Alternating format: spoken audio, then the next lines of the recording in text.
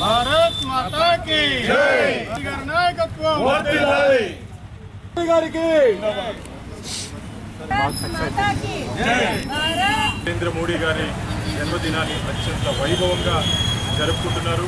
నరేంద్ర మోడీ గారు 74వ జన్మదినాన్ని భారతదేశంలో ఉన్నటువంటి ఇక్కడ ఆయన 84వ సందర్భంగా పేదలకు అన్నదానం వస్త్రదానం ఇక్కడ ఈ తిరుపతిలో రిజిస్ట్రీ ఆఫీసులు జరుగుతుంది.